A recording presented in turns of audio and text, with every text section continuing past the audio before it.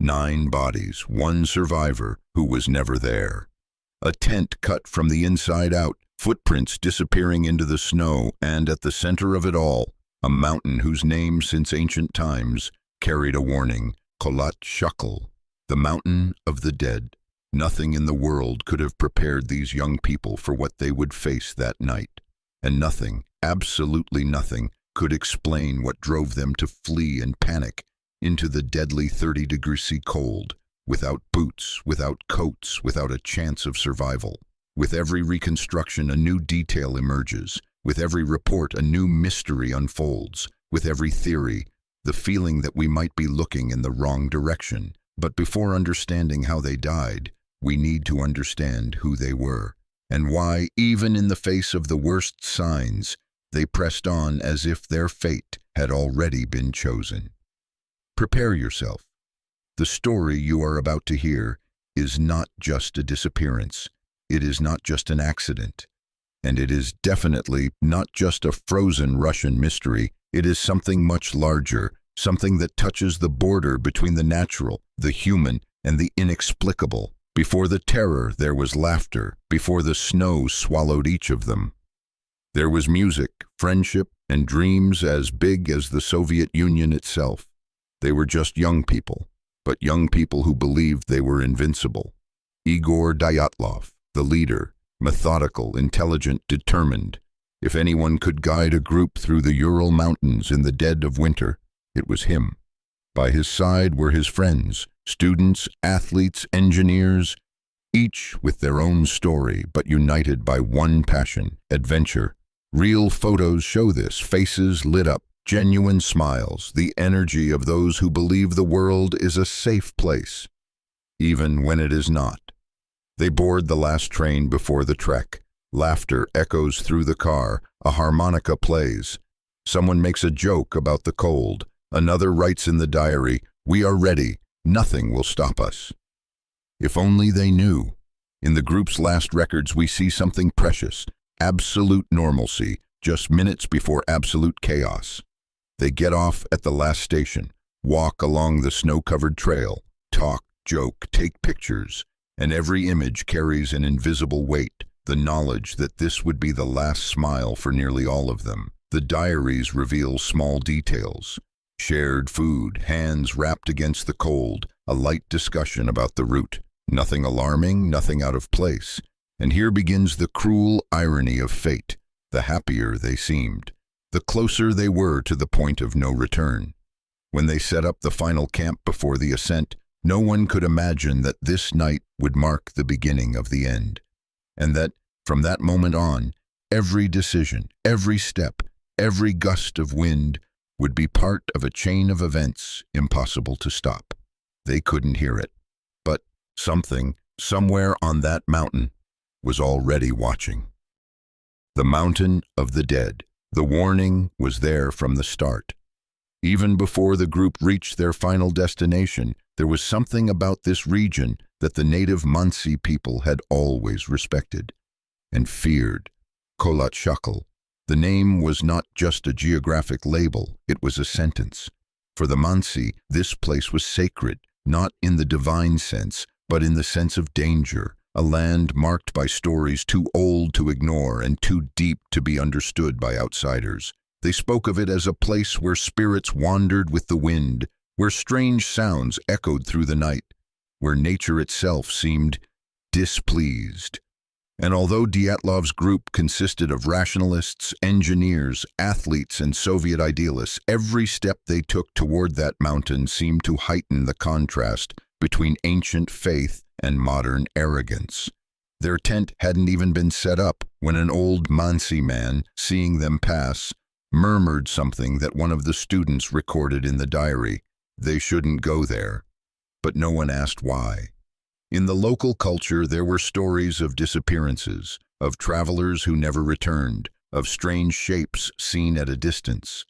Silent, enormous, moving against the wind, and there was a name that should not be spoken, a being who, according to legend, walked among the harshest peaks, the snowman.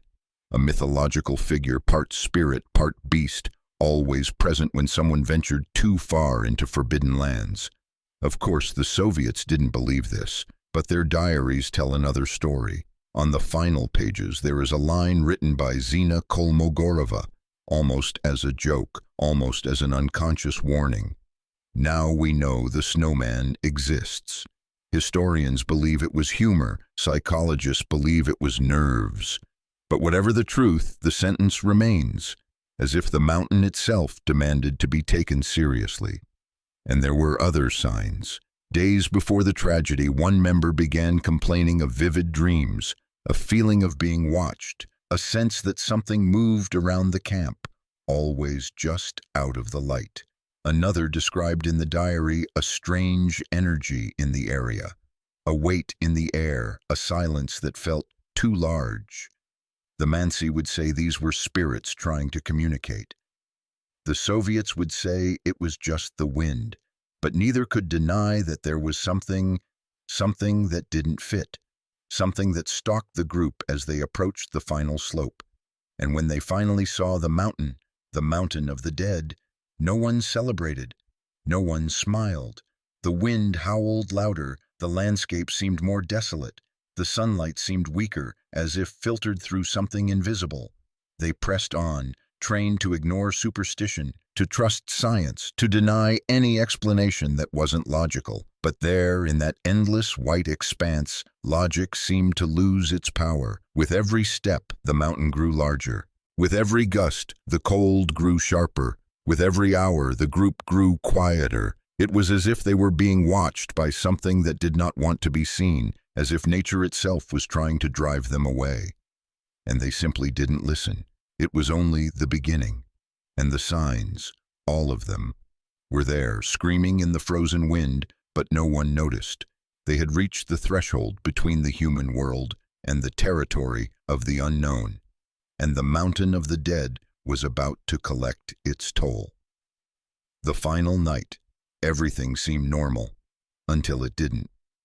The afternoon falls slowly over the mountain of the dead. The day had been tough, but nothing unexpected. The hikers were exhausted but accustomed to the effort. The cold, though extreme, was just another challenge for a group this experienced. They set up the tent on the slope, in a spot where the wind was brutal. A rare mistake for Igor Dyatlov, who always prioritized safety. But that night, the group was late, tired, and visibility was almost nil. The blizzard began to swallow the trail behind them. Fate, impatient, was pushing them to this exact point.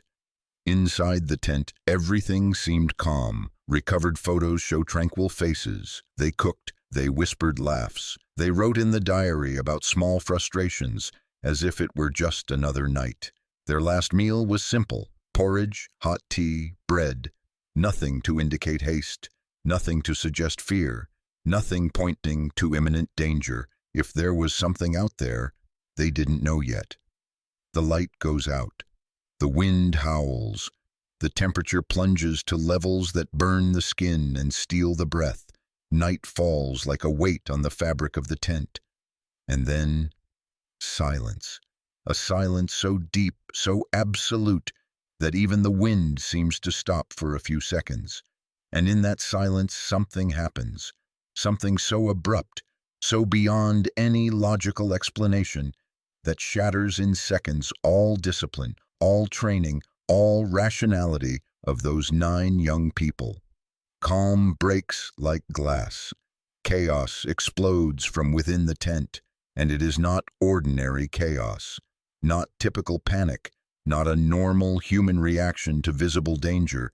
It is something greater, something that touches the most primal instinct, something that forces the entire group to a single decision: run. The central mystery, the impossible cut. When investigators found the tent weeks later, it was completely destroyed, but not by the wind, not by animals. It had been cut, torn with precision, with force, from the inside out. This is the first impossible inconsistency. If there was something outside, why not open the tent normally? If there was something inside, how did it get in? If they were in panic, why did everyone flee through the same cut, instead of each escaping wherever possible? The tent, the only refuge from the cold, was abandoned in seconds, along with boots, coats, gloves, equipment, everything that meant survival. 30°C gives no second chance, and yet they left like that, barefoot, underdressed, some in underwear, others only in thin shirts. Science cannot explain this. Logic cannot explain this. Psychology cannot explain this. When the rescue team analyzed the scene, one phrase appeared in every report: no sane person would do this. So what stole their sanity? The flight. The night nothing made sense. The group abandons the tent in a rush, heading toward the edge of the slope. The footprints in the snow reveal something even stranger. They walked, not ran, long, measured steps, almost disciplined, as if something was guiding them, or as if they had entered an altered mental state between urgency and obedience. Some steps show bare feet, others show socks. One or two still had shoes, but no coats, and the footprints were perfectly aligned, as if no one was stumbling or pushing another. There was no sign of struggle, no sign of physical desperation, but there was something more disturbing than any proposed theory. There was order in chaos. The distance between the tent and the tree line was nearly 2 kilometers. In the lethal cold of that night, no one could survive more than 20 minutes without protection. Yet they walked anyway, together, in silence, as if obeying an invisible force, as if they had seen something that to this day we cannot comprehend. The silence, whatever happened, it began in their minds. Behavior experts analyzed the footprints, the positions of the bodies later found, and the state of the tent. The conclusion is always the same. Nothing that happened there follows the pattern of an animal attack, an avalanche, a group psychological collapse, or a natural emergency. The signs indicate a mental short circuit, a total breakdown in judgment, an abrupt disconnection between reason and instinct. But what caused it? The wind, the cold, fear, sound, the night, or something that was there even before they arrived? The answers are not in the tent. The tent only shows the beginning of terror. To understand why, you must follow the path they took, descend the slope, feel the wind, hear the silence, and reach the point where fog meets darkness. What happened that night did not start with the tent being cut. It started earlier, much earlier, and what they were about to encounter should never have been seen. The descent down the slope is long. During the night, it seems endless. The footprints of the 9 hikers follow in line, as if shadows obeying the same silent command. At the end of this trail, before the cold could finally claim their bodies, they found something that might have offered a chance. The tree. The only tree large enough to break the wind. There, on the edge of the forest, the first signs of a struggle for survival appear. A small circle burned into the snow, broken branches, scratched trunks, and at the center, a fire that should never have existed. Because at that temperature, with bare hands, thin air, and bodies entering severe hypothermia, lighting a fire like that is not just difficult, it's nearly impossible. But they managed it. The fire was still visible when rescuers arrived. The twisted wood, the heat marks, the ashes scattered by the wind, all showed that someone had fought there until the very last second. Near the fire, rescuers found the first bodies, Yuri Doroshenko and Yuri Krivonishenko. They were barefoot, almost naked, skin blue from extreme cold, but with severe burns on their arms and legs, as if they had leaned too close to the flames in a desperate, instinctive attempt to survive. The burns tell a silent story. They fought to keep the fire alive. They broke branches with their own hands, climbed trees searching for dry wood, and perhaps they burned their own clothing to keep the flames going. But what truly shocked investigators wasn't the burns or the state of the bodies. It was the smallest detail, the simplest, the most disturbing: foam at the mouth of one of them. This sign, seen in rare cases of total panic, can indicate extreme suffering, convulsions, or a violent end so severe that the body could not respond in any other way. And this raises the question, what did they see? What did they feel? What happened that night to push two young, strong men to the absolute physical and mental limit? A few meters from the bodies, a tall, thick, imposing tree appeared to have been violently attacked by desperate hands. The bark was stripped, branches 5 meters high were broken, and there were remains, traces, pieces of human skin and fabric stuck to the frozen trunk. This was not normal, not common, not even logical. The kind of force needed to break branches that high only appears in two situations: extreme strength caused by desperation or extreme strength caused by irrational panic. But why climb the tree? Why break branches so high? What were they trying to see or escape from? And most importantly, why was the tree marked this way, as if it had witnessed something terrible? Analysis of the area revealed an even more unsettling detail. No footprints were found beyond theirs. None. No animals, no predators, no marks suggesting an attack or chase.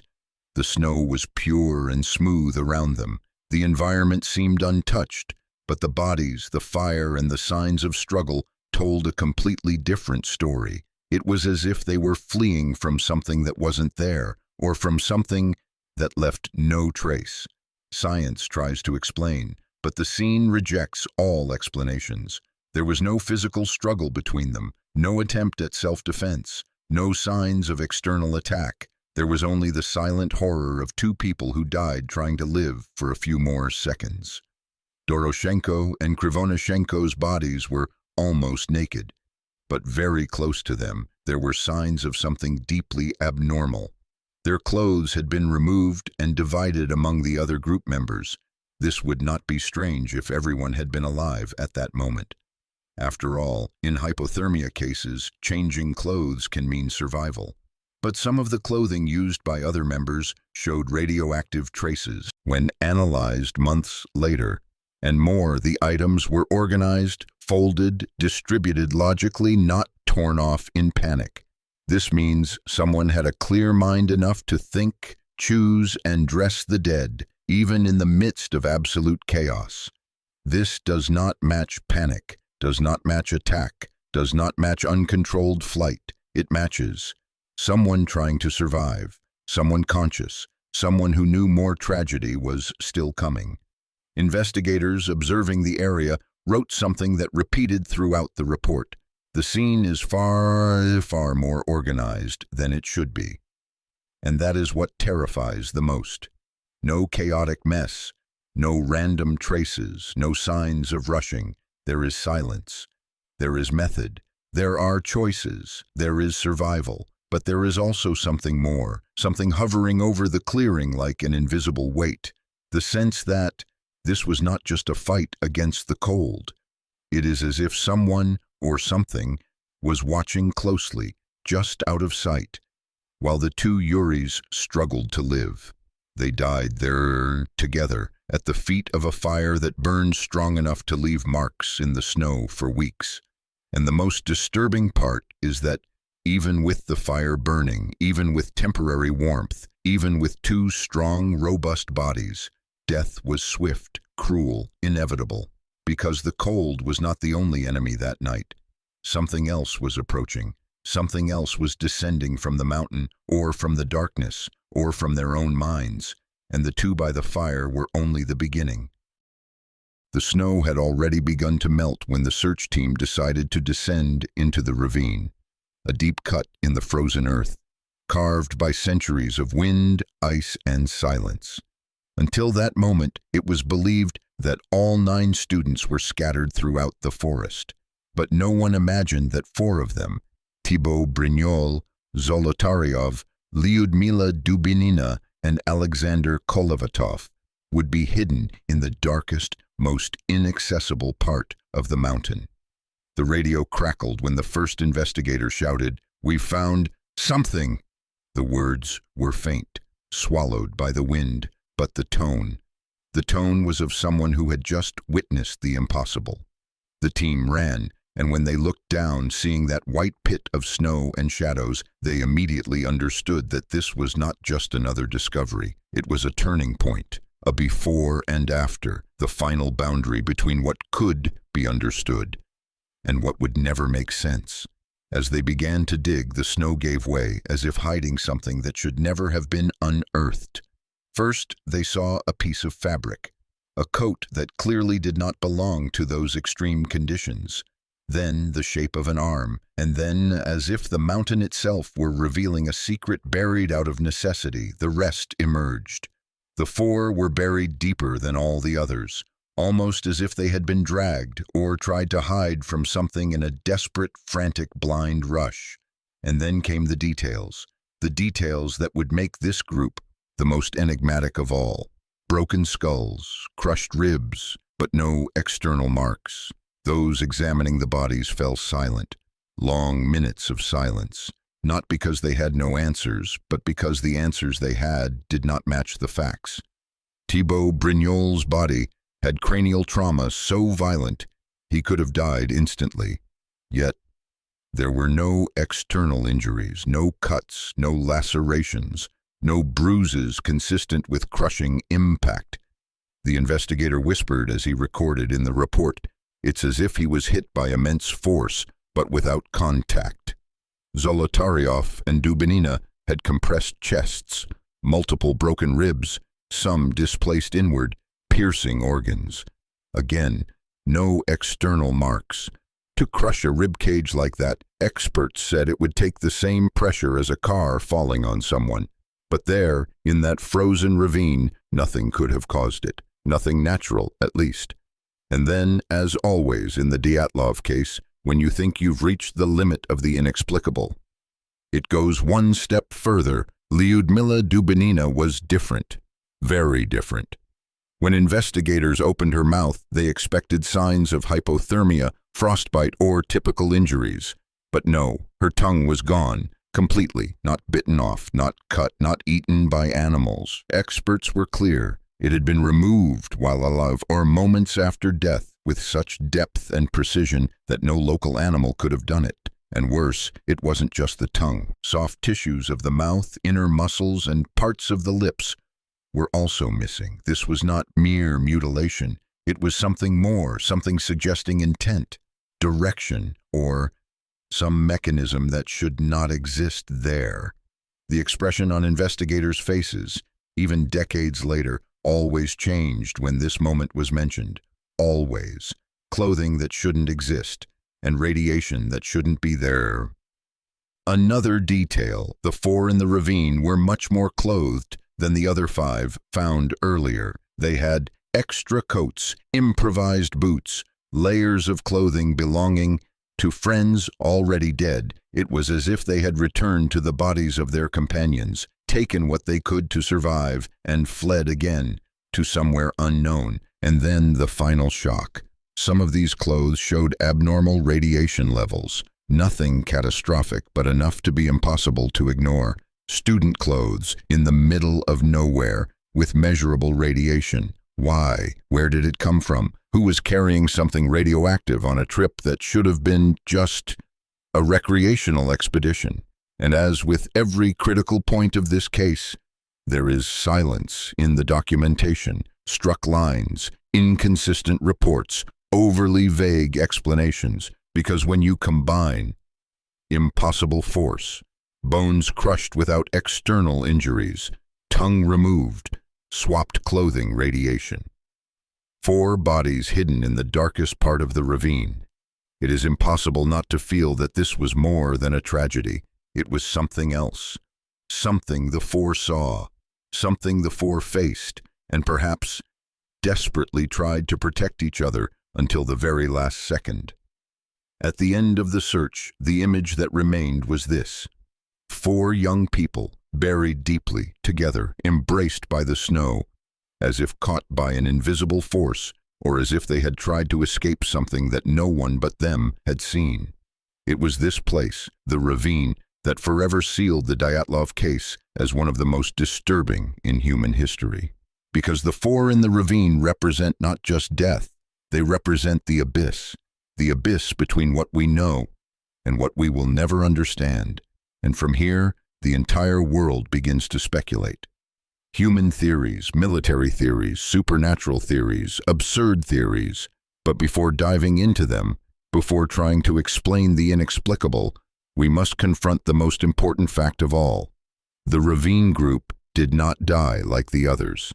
They suffered something that no survival manual, no logic, no legend can explain. And it is here that the Dyatlov case stops being just a tragedy. It transforms into one of the greatest mysteries humanity has ever faced. When the world looks at Dyatlov Pass, everyone wants an explanation. But the mountain does not offer easy answers, and every theory, no matter how rational it seems, raises more questions than it answers. 1. Avalanche, the invisible power of snow, the most common theory, simple, logical. An avalanche would have pushed the group. They ran, some died exposed, others inside the tent. But the evidence contradicts this. The slope was too gentle. The snow did not accumulate in a way that could generate enough pressure. No signs of a mass fall were found around the tent. And the 4 in the ravine, with crushed ribs and broken skulls, would have been crushed by tons of force. Without leaving visible traces on the surface? Impossible. Still, the avalanche persists in many early reports. Because in the absence of an explanation, the human mind seeks a known cause, a force we can understand, even if it doesn't fit. 2. Infrasound, the invisible terror. Some scientists propose that specific winds can create infrasound, low-frequency sound waves that affect balance and the mind. Studies show that exposure to this phenomenon causes terror, irrational panic, disorientation, a sensation of something invisible watching. Suddenly, leaving the tent naked or in inadequate clothing doesn't seem so absurd. The body reacts to fear, not logic. But what about the bodies with extreme physical trauma, missing tongues and radiation? Infrasound explains psychology, not physics. 3. Secret military experiment. Some claim that tests of secret Soviet weapons could have inadvertently affected the group. Silent explosions, radiation detected on clothing and the ground, erratic behavior. It all fits. The problem: no official records, no documented proof, and no officer confirmed the presence of experimental equipment in the area. Yet the possibility remains, because it was the Soviet Union, a country known for secret experiments, total silence, and information control. 4. Creatures or supernatural phenomena. The Yeti, Mansi legends, witness reports of sounds impossible to explain naturally. Some investigators suggest a non-human force caused the initial panic, but there are no footprints beyond theirs, no visible attacks, no concrete evidence. Still, the human mind clings to the possibility of something beyond comprehension because the unexplained demands a narrative, even an imagined one. Each theory acts as a mini cliffhanger. Each alternative has flaws and impossibilities, yet none can be entirely dismissed. And this is where the Dyatlov case becomes an eternal mystery. The truth is not just unknown, it defies logic, science, and human psychology. If there is one human voice that connects all mysteries to reality, it is Yuri Yudin's, the expedition's only survivor. Yuri did not join the group due to a sudden illness, and that saved his life. He carried memories and accounts that no one else could share. His voice, calm yet marked by trauma, recounts the expedition, the weather, and the final moments before the tent was abandoned. Then there are the parents of the missing young people. They accuse the government of hiding information, manipulating reports, concealing facts that could explain the inexplicable. Investigators changed versions, contradicted themselves, added lines that later vanished. The emotional weight, pain, and frustration of the families add a layer of humanity and realism to the case. The coroner responsible said words that echo to this day. They were killed by something humans cannot face. This statement is not just impactful, It translates the impossible, what escapes logic, science, and human understanding. Through these voices, the audience feels the magnitude of the mystery and the fragility of the human mind when faced with the unknown. Decades later, modern science tries to answer. Avalanche simulations, infrasound experiments, hypothermia modeling, tent reconstructions, clothing and radiation analyses. Conclusions suggest that a partial avalanche combined with extreme panic could have triggered the initial flight. Severe hypothermia explains subsequent deaths. Clothing exchanges could have been instinctive survival attempts. But it still doesn't explain everything. It doesn't explain bones crushed without external trauma. It doesn't explain removed tongues. It doesn't explain the four in the ravine. It doesn't explain the radiation. It doesn't explain the irrational fear that led prepared, rational young people to abandon tents in extreme cold. Thus, the most logical hypothesis still leaves gaps, and these gaps fuel the fascination that keeps Dyatlov alive in the imagination of the global audience. On the mountain's white snow, a makeshift cross still remains, not only in memory of the dead, but as a symbol of human limits. Dyatlov Pass is not just a tragedy. It is a lesson in courage, in the risks of curiosity, in the thin line between adventure and the unknown, in what the human mind can endure, and what perhaps we should never try to understand. The case leaves a silent question for every viewer. How far would you go to uncover the truth? And most importantly, there are mysteries we might only respect. The wind continues to blow across the mountain of the dead, carrying the voices of the 9 students, whispering stories that could never be fully told, yet remain alive in every step of those who dare to follow the tracks of the inexplicable.